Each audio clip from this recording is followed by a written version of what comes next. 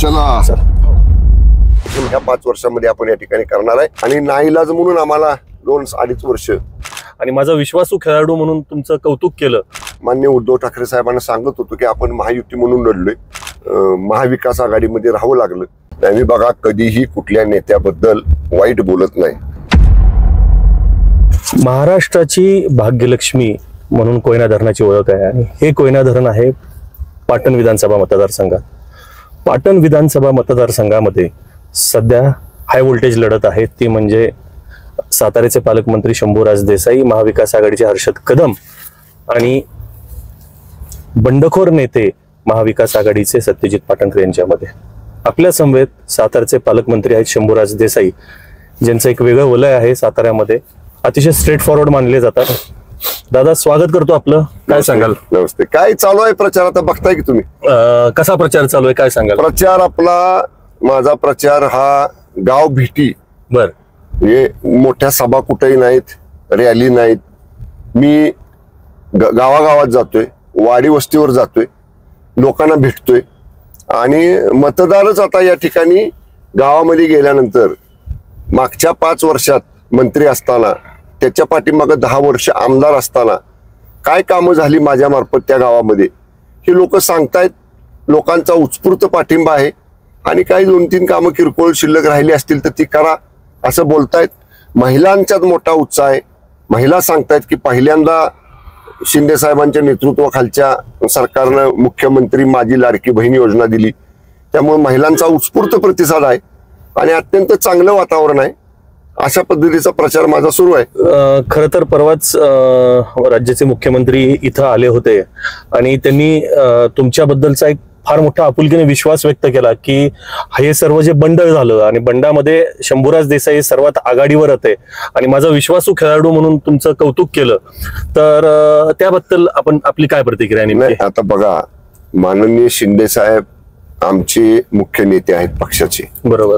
साहेब सातारा जिल्ह्यातले आहेत. बरोबर. म्हणजे कोयना धरण तुम्ही ज्याचा उल्लेख आता भाग्यलक्ष्मी राज्याची म्हणून केला, त्या कोयना धरणाचं भिंत जी आहे, डॅम आहे, तो माझ्या मतदारसंघात आहे कोयना नगरला. आणि 60 किलोमीटर पाठीमागे जे बॅक वॉटर गेले, धरणाचा जलसाठा जो आहे त्याचं शेवटचं टोक मान्य शिंदे साहेबांचं गाव जे दरे आहे, बरोबर, त्या गावाजवळ आहे. म्हणजे धरणाच्या सुरुवातीला मी आहे आणि टेल एंडला तिकडे गाव शिंदे साहेब. आम्ही एका परिसरात एका कोयना माईचे आम्ही सुपुत्र आहोत. आणि मान्य शिंदे साहेब 2004ला पहिल्यांदा आमदार झाले, मी 2004ला पहिल्यांदा आमदार झालो. त्यामुळे एकत्र आम्ही विधानसभेत काम केलंय आणि माझे त्यांचे तेव्हापासून जे संबंध आहेत, त्यामुळे एक विश्वासू सहकारी म्हणून आम्ही साहेबांच्या बरोबर आहे. आणि साहेब जी जबाबदारी देतात किंवा ज्यावेळी आम्ही हा उठाव केला, तुम्ही बंड शब्दाचा प्रयोग केला, पण बंड आम्ही केलेला नाही. आम्ही उठाव केला जो आम्ही 2019लाच माननीय उद्धव ठाकरे साहेबांना सांगत होतो की आपण महायुती म्हणून लढलोय, आपण महायुतीच करूया. काय कोणाला कुठलं पद, काय पद, थोडं पुढं मागं सरकून चर्चा करून तो विषय संपूर्ण आपण महायुती कायम ठेवूया. पण त्यावेळी पक्षाचा निर्णय झाला, पक्षाने आदेश दिला आणि नाईलाज म्हणून आम्हाला 2-2.5 वर्ष महाविकास आघाडीमध्ये राहावं लागलं. पण नंतर आम्ही जी भूमिका घेतली ती भूमिका महाराष्ट्रातल्या शिवसैनिकांनी स्वीकारली. तुम्ही बघाल तर बहुतांशी जिल्हा प्रमुख, बहुतांशी आमदार, बहुतांशी खासदार, बहुतांशी माजी आमदार, बहुतांशी पदाधिकारी महिला आघाडीचे असतील, युवा सेनेचे असतील, मोठ्या संख्येनं आमच्या बरोबर आहेत. बरोबर. पक्षाचं नाव नियमानं, कायद्यानं, घटनेनं ज्या तरतुदी दिल्यात त्याप्रमाणे आम्हाला मिळाले, चिन्ह आम्हाला मिळाले. त्यामुळे आम्ही काय बंड केलं नाही, आम्ही कुठं दुसरीकडे गेलेलो नाही. जी युती, महायुती जी हिंदू हृदय सम्राट वंदनीय शिवसेना प्रमुख स्वर्गीय बाळासाहेब ठाकरे साहेबांनी, अटल बिहारी वाजपेयी साहेबांनी केली होती, तीच महायुती पुनरुज्जीवित करायचं काम शिंदे साहेबांनी नेतृत्वाखाली आम्ही केलं. आणि त्यामुळं ही भूमिका आमची सगळ्यांची आहे. त्या भूमिकेला आपण जर आता बघितलं तर कालच्या लोकसभेला स्ट्राईक रेट निवडणुकीतला हा 47% जास्त आमचा आहे आणि 42% त्यांचा आहे. त्यामुळे शिवसैनिक कोणाबरोबर आहे, शिवसेनेचा मतदार कोणाबरोबर आहे, हे आजच्या निकालातनं कालच्या लोकसभेच्या ते सिद्ध झालेलं आहे. बरोबर. मतदारांनी त्याच्यावर शिक्कामोर्तब केलेला आहे. आम्हाला काही कोणावर टीका करायची नाही, आम्ही आमचं काम करत राहू. दादा, आपलं एक विजन काय आहे? म्हणजे आज पाटण मतदारसंघामध्ये आपण फिरताय, तुम्ही केलेली बरीचशी इथं कामं आहेत, आम्ही ती गेल्या महिन्यामध्ये बघितली, काय काय नवीन प्रोजेक्ट्स तुम्ही इथं राबवलेले आहेत.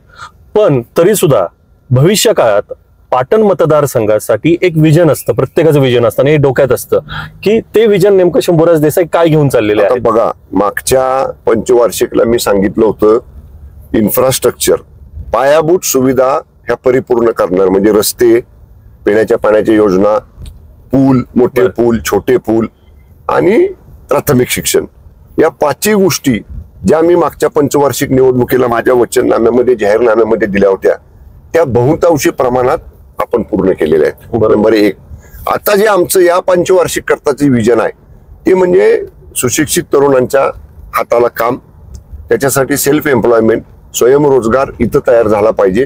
त्याच्यासाठीचा जलपर्यटनाचा प्रकल्प मोठा आहे, 41 किलोमीटर नदी पात्रातला हा जिल्ह्यातला पहिला जलपर्यटनाचा प्रकल्प आहे, ज्याला 41 किलोमीटर मध्ये आता मंजूर झालेले 2 बोटिंग स्पॉट आहेत आणि 3रा मध्यंतरी आपल्याला प्रस्तावित केलेला आहे, त्याचाही सुधारित प्रस्ताव सरकारकडे गेलेला आहे. तो 1 नंबर इको टुरिझम, त्याच्यावरती आपण पैसे मंजूर केलेले आहेत. महिलांचं ज्या छोटे छोटे महिला बचत गट माझ्या मतदारसंघामध्ये खूप आहेत, त्या महिलांच्या बचत गटांच्या होममेड म्हणजे घरगुती तयार केलेल्या वस्तूंना चांगलं मार्केट मिळावं म्हणून साठी मी पालकमंत्री आहे त्या जिल्ह्यात, म्हणजे आपलं पालकमंत्री म्हणून सातारा जिल्ह्यातनं सगळ्यात मोठा महिलांचा मॉल पाचगणीला आपण मंजूर केला, 16 कोटी रुपयाचा. आणि त्याचं काम या ठिकाणी आपण आता मंजूर करून त्याचं टेंडर काढायला या ठिकाणी सांगितलेलं आहे. तशा पद्धतीचं महिलांच्या हाताला काम देणारं मार्केट किंवा मॉल आपल्या तालुक्यात करायचा.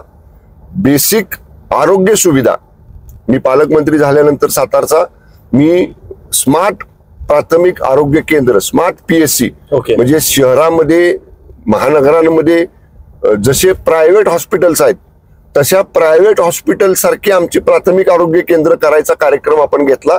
जिल्हा नियोजन मधनं 153 कोटी रुपयाची प्रोव्हिजन आपण यंदाच्या वर्षी त्याच्यासाठी केलेली आहे आणि त्याची कामं आपण सुरू केलेली आहेत. त्यामार्फत पाटण विधानसभा मतदारसंघातले सगळी प्राथमिक आरोग्य केंद्र जी आज आहेत ती सगळी प्राथमिक आरोग्य केंद्र स्मार्ट PSC करायचा एक कार्यक्रम ह्या 5 वर्षामध्ये आपण या ठिकाणी करणार आहे. जलसंपदाचे बहुतांशी प्रकल्प आपण मंजूर केलेले आहेत. जिथं ओपन पाटानं पाणी जाणार होतं त्याच्याऐवजी बंदिस्त पाईपलाईननं पाणी नेऊन जे वॉटर सेव्हिंग होणार आहे, कॅनॉलनं पाणी गेलं तर ते लिकेज होतं, पर्क्युलेट होतं, ते पाण्याचं वेस्टेज होतं, त्याऐवजी बंदिस्त पाईपलाईननं पाणी देऊन जे पाणी सेव्हिंग होणार आहे, जे शिल्लक राहणार आहे पाणी, ते पाणी उचलून ज्या डोंगर पायथ्याच्या जमिनीला जात नाही तिथं देण्याचा एक प्रकल्प आपण मंजूर केलाय. दुसरे 2 प्रकल्प आमचे मंजुरीच्या स्तरावर सरकारकडे आहेत. अशा ज्या बाबी आहेत, कोयना पुनर्वसनग्रस्तांचा अनेक वर्षापासूनचा त्याच्यावर जाणार होतो धरणग्रस्तांचा प्रश्न आहे. कोयना पुनर्वसनग्रस्तांचं मला माननीय मुख्यमंत्री महोदयांनी जी एक समिती गठीत केली होती कोयना पुनर्वसनग्रस्तांचे प्रश्न सोडवण्यासाठी, त्या समितीवर माननीय मुख्यमंत्री महोदयांनी मला तिथे नियुक्त केलेला आहे. त्या समितीच्या मार्फत ज्यांना अद्याप एकही गुंठा जमीन प्राप्त झाली नाही त्यांना लँड बँक मधनं जिल्ह्याच्या त्यांना जमिनी देण्याचा कार्यक्रम मोठ्या प्रमाणात आपण हातात घेतलेला आहे. अंतिम स्टेजवरती तो आहे. माननीय CM साहेबांनी पहिल्यापासून सांगितलं मला जिल्ह्याचं पालकमंत्री पद दिल्या की कोयना धरणग्रस्तांचे प्रकल्पग्रस्तांचे प्रश्न टॉप प्रायोरिटीवरती या ठिकाणी सोडवायचे. त्यामुळे तेही काम आम्ही सुरू केलं. इतकी वर्ष रखडलेलं काम, संकलन याद्या तयार करणं, त्यांना जिथं जमिनी दिलेल्या नाहीत त्या जमिनी शोधणं, लँड बँक मध्ये त्या जमिनी जमा करणं, त्या जमिनी शेतकऱ्यांना ज्या उपलब्ध आहेत त्या दाखवणं, त्यांची ज्याला पसंती मिळेल त्या पसंतीप्रमाणे वाटपाचा प्रस्ताव तयार करणं, ह्या सगळ्या गोष्टी धरणग्रस्तांच्या, कोयना धरणग्रस्तांच्या सुद्धा आपण या ठिकाणी आता म्हणजे त्या पूर्ण करण्याच्या दृष्टीने प्रयत्न केलेले आहेत. दादा, मी आता मुलाखतीच्या शेवटच्या भागात येतो. मी तुम्हाला फक्त 5-6 नेत्यांची नावं विचारणार आहेत. त्यांचं तुम्हाला चांगलं काय वाटतं आणि चुकीचं काय वाटतं. मी सुरुवात करीन शरद पवार साहेबांकडनं, त्यांच्याबद्दल आपण काय सांगाल. मी बघा कधीही कुठल्या नेत्याबद्दल वाईट बोलत नाही. हे बघा, प्रत्येक नाण्याला 2 बाजू असतात.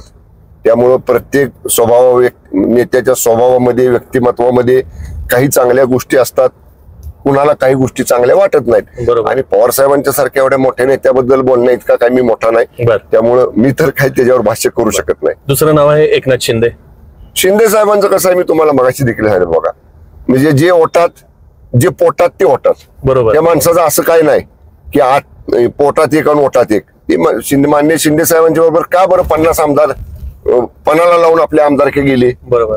का बरं आम्ही 7-8 मंत्री होतो आम्ही त्याच्यामध्ये. आम्ही गेलेलो जे होतो त्या सिटिंग मंत्रीपद सोडून कोण जाईल? म्हणजे माणसं आमदारक्या सोडून मंत्रिपदासाठी जातात, मंत्रिपद मिळावं म्हणून. बरोबर. आम्ही मंत्रिपद सोडून आमदारक्या राहतात का नाहीत ह्याचा विचार न करता साहेबांबरोबर गेलो. स्वच्छ स्वभावाचा आणि स्पष्ट वक्ता, जे बोलल, जो दिल शब्द तो 1001% पाळणारा नेता. त्यामुळं माननीय शिंदे साहेबांच्या बद्दल नकारात्मक काय आहे असं मला तरी वाटत नाही. उद्धव ठाकरे, मान्य उद्धव साहेबांचं कसं आहे, स्वभाव त्यांचा शांत संयमी आहे, पण काही गोष्टी ज्या लोकांच्या ऐकायला नको आहेत, ज्यांचं फारसं ज्यांना समाजामध्ये किंवा सर्वसामान्य लोकांच्या मध्ये ते नेते मंडळी कधी फारसे नसतात, ग्रासरूटवर ज्याला आहे म्हणतो आपण, अशा नाहीत, अशा लोकांचं थोडस जास्त सल्ला साहेबांच्याकडे येतो.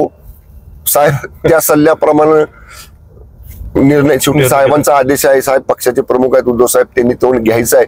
पण थोडस जर ज्याचं जो ग्रासरूटवरचा आहे, जो सामान्य जनतेतनं आलेला आहे, ज्याला तिथलं नेमकं फीडबॅक काय आहे, लोकांचं मत काय आहे हे जो सांगू शकतो, अशा लोकांना फारसं तिथं अशा लोकांचं ऐकलं जात नाही, ही एक खंत आहे मनात आमच्या. अच्छा. अजित दादा, दादांचं पण तसंच आहे बघा. दादा स्पष्ट वक्ते आहेत. दादांचा स्वभाव किंवा बोलण्याची पद्धत ही थोडीशी एकदमच स्पष्ट असल्यामुळे बऱ्याचशा लोकांना वाटतं की दादा चिडलेत, दादांच्या शब्दाचा बऱ्याच अर्थ दुसरा वेगळा काहीतरी शब्दाचा अर्थ काढला जातो. पण ते पण होणार असलं काम तर होणार, करतो म्हणणार, होणार नसतं तर मलाही अनुभव आहे बऱ्याचदा म्हणता बाबा नाही होणार हे काम, हे अवघड आहे, हे काय हे काम माझ्याकडे सांगू नका, होणार नाही, ते स्पष्ट वक्ते आहेत. राज ठाकरे, राज ठाकरे साहेबांचा माझा फारसा जवळनं कधी संबंध आला नाही.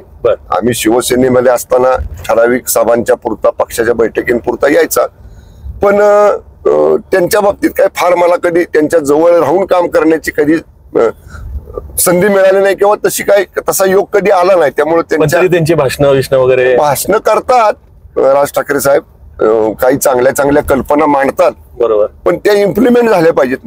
म्हणजे भाषणं करणं, चांगल्या कल्पना, चांगली स्वप्न लोकांना दाखवणं काही चुकीचं नाही, पण ते पूर्ण झाली पाहिजे. आता शेवटचं नाव घेतो ते म्हणजे आपल्या जिल्ह्यातलं आणि छत्रपती शिवाजी महाराजांचे वंशज उदयनराजे भोसले. महाराज साहेब आमचे मित्र आहेत. कॉलेजला आम्ही एकत्र होतो पुण्याला. बरोबर. त्यामुळं मित्र म्हणून मैत्री जपायला एक चांगलं व्यक्तिमत्व आहे, चांगले मित्र आहेत आणि शेवटी छत्रपतींचे थेट वारसदार आहेत. त्यामुळं राजकारणाच्या पलीकडं त्या घराण्याला एक वेगळा मान आहे देशामध्ये. आणि मला आठवतंय माझे आजोबा स्वर्गीय लोकनेते बाळासाहेब देसाई साहेब, मी लहान होतो शाळेत, आणि एकदा आईसाहेब महाराज म्हणजे राजमाता छत्रपती सुमित्राराजे भोसले आईसाहेबांना भेटायला अदालतवाड्यामध्ये लोकनेते साहेबांच्या बरोबर मी गेलो होतो. म्हणजे मी लहान होतो, साहेबांनी मला गाडीत घेतलं होतं. आणि परत येताना साहेब थोरले साहेब आमचे बोललेले मला वाक्य म्हणजे लक्षात आहे, शंभूराज ह्या कुटुंबाबरोबर पिढ्यानपिढ्या आपले व्यक्तिगत संबंध हे कायम चांगले राहिले पाहिजेत. असं एक व्यक्तिगत नातं हे देसाई परिवाराचं आणि छत्रपती घराण्याचं आहे. त्यामुळे निश्चितच उदयनराजेंचं कामही चांगलं आहे. थोडासा संपर्क कमी असतो त्यांचा, पण त्यांनी जर आता बघितलं आपण सगळ्यांनी मनावर घेतलं. सगळेच म्हणत होते कालच्या लोकसभेला ही सीट येणार नाही. बरोबर. पवार साहेबांचा बालेकिल्ला आहे. बरोबर. आणि पवार साहेबांची राष्ट्रवादीची जागा निवडून येईल. पण आम्ही सगळ्यांनी ठरवलं. माझ्याच बंगल्यामध्ये पहिली बैठक झाली. माननीय शिंदे साहेब, फडणवीस साहेब आणि अजितदादा होते. मी, मान्य मकरंद बाबा, शिवेंद्र बाबा आणि महेश शिंदे साहेब होतो. आम्ही 4 जण. आणि तिथं आम्हाला आमच्या नेत्यांनी सांगितलं महायुती म्हणून आपल्याला काम करायचं, बाकी कुठल्याही गोष्टीकडे बघायचं नाही. आणि आम्ही खूप प्रयत्न केले सगळ्यांनी. म्हणजे सातारा जिल्ह्यामध्ये पवार साहेबांची सभा होऊन किंवा बाकी सगळ्या गोष्टी होऊन, पण आम्ही सगळ्यांनी प्रयत्न केल्यामुळं उदयनराजेंचा विजय आपल्याला मिळवता आला. त्यामुळे चांगले आहेत त्यांना उज्ज्वल भविष्य आहे, एवढंच म्हणेन मी. शेवटचा प्रश्न, पाटणची लढत कशी बघताय आपण? शेवटचा प्रश्न. मी नेहमी सांगतो, प्रतिस्पर्धी उमेदवारांना कधीही कमी लेखायचं नसतं. त्यामुळं ते आपल्या विरोधात आहेत. बरं, मी नेहमी आमच्या कार्यकर्त्यांना सांगतो, आपल्या विरोधात 1 उमेदवार आहेत, 2 आहेत का 10 आहेत, ह्याचा विचार करायचा नाही. आपण आपलं काम, आपण लोकांच्यासाठी 5 वर्षात मंत्री म्हणून काय केले, मागच्या 10 वर्षात आमदार म्हणून काम काय केले आणि पुढे काय करायचंय, ही पॉझिटिव्ह अप्रोच घेऊन आपल्याला पुढे जायचंय. मला म्हणजे आता जो माझा जवळपास निम्मा मतदारसंघ गाव भेटींचा पूर्ण झाला, जाऊन आलो मी. मला जो प्रतिसाद दिसतोय, लोकांच्या चेहऱ्यावरचा जो उत्स्फूर्त प्रतिसाद दिसतोय, तो जर निश्चितपणे बघितला तर चांगला प्रतिसाद मला लोकांचा आहे. विजयाची खात्री आहे, 100% विजयाची खात्री मला आहे. फक्त मी अति आत्मविश्वासानं किंवा फाजील आत्मविश्वासानं बोलणार नाही. मी कार्यकर्त्यांनी सांगितलेलं आहे की कधी विरोधकाला आपल्या कमी लेखायचं नाही. निवडणूक कुठली असू द्या, गावातल्या ग्रामपंचायतीची असू द्या, नाही तर महाराष्ट्राच्या विधानसभेची असू द्या, ती निवडणुकीच्या पद्धतीनंच लढली पाहिजे. पूर्ण ताकदीनं, सावधगिरीनं आपल्याला ही निवडणूक लढवायची आहे आणि त्याप्रमाणे आमचे कार्यकर्ते ही कामात आहेत, काम करतायत, घराघरामध्ये जात आहेत, मतदारांना सांगतायत. मतदारही उत्स्फूर्त प्रतिसाद देत आहेत. त्यामुळं या निवडणुकीत चांगला प्रतिसाद मला मिळेल आणि माझा विजय होईल असा मला विश्वास आहे. 5 वर्ष आमदार, 2 ते 3 वर्ष मंत्री, या कामावर जे काही काम या पाटण मतदारसंघामध्ये केलं, या कामावरनच पाटणची जनता मला निवडून देईल आणि माझा विजय हा निश्चित होईल, असं मंत्री शंभूराज देसाईंनी आज दिलेल्या आपल्याला विशेष मुलाखतीमध्ये सांगितलं आहे.